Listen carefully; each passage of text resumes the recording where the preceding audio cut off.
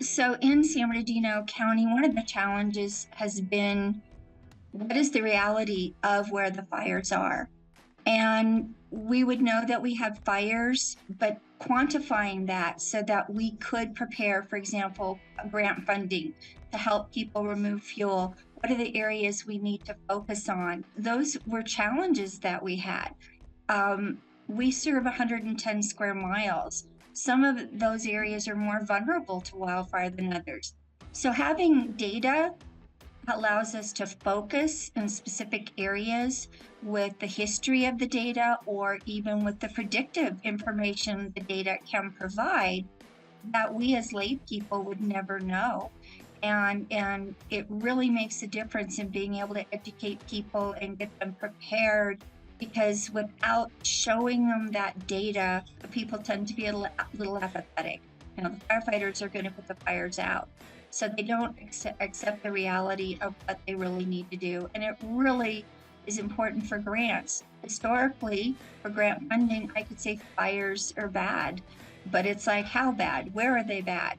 Without the data, I didn't really have the meat that I really needed to convince people how serious the issue is in our area.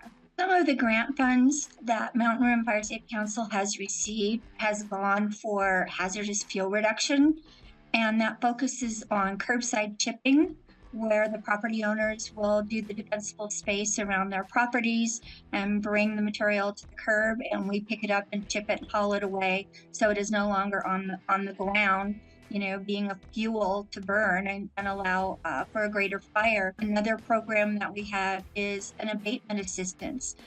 Just by nature, when you live in a forested area, you have a lot of broken branches and pine needles and things like that on the ground. And removing that fuel load is critical.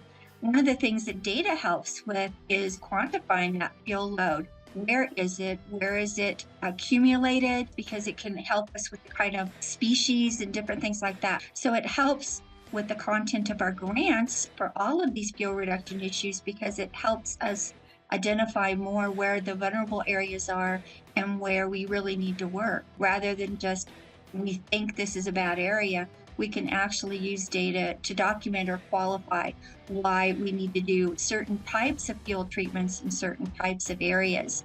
And that's extremely beneficial in the competitive grant world.